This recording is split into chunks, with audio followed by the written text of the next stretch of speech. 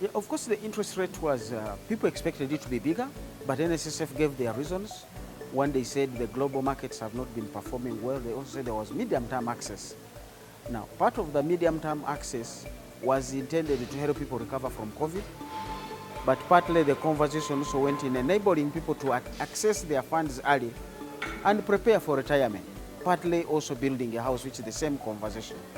Now, we need to see how do you manage the trade-off, because if you are going to allow people to access mid-term, to go and begin building themselves houses, and then the interest rate is going down, then you begin to say, is somebody benefiting overall? Because ultimately you would want somebody to benefit from both ends, that I can access mid-term, do some investment to actually build myself a house before retirement, but that should not come at a cost that now the overall return on investment is going to go down.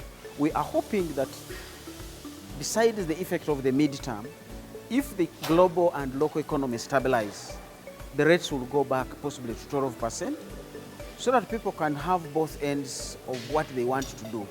Access mid-term, build their houses, but also still get a good rate. Now, those are challenges of policy, the challenges of a global economy that NSSF finds itself in, along with its members.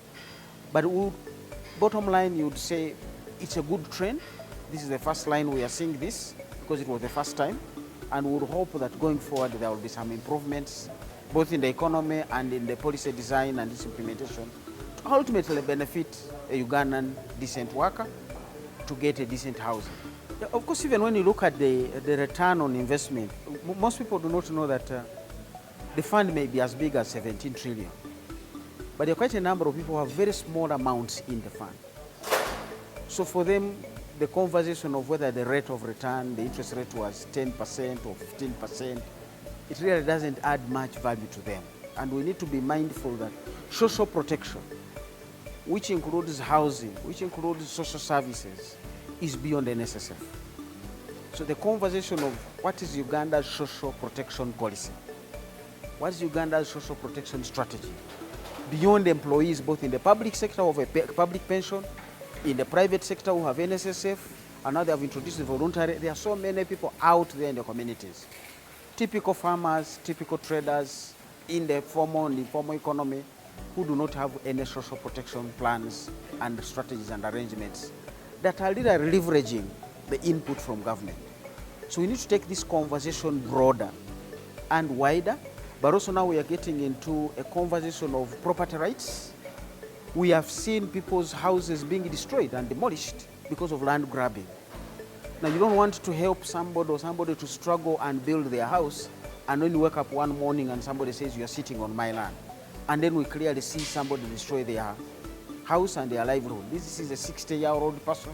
They may even be 30 or 40, but they are not going to go back and rebuild that house. You've really demolished their livelihood. So we need to look at the broader span of how do you secure the interest of the Ugandan citizen. And we're looking at the average to below average citizen, who really, if disrupted, may never recover their lifestyle. We have seen some of them commit suicide. We have seen some of them, all sorts of problems that they are facing. So how can we best secure the Ugandan across all the different entire spectrums of their livelihoods and their lives both now and in the future?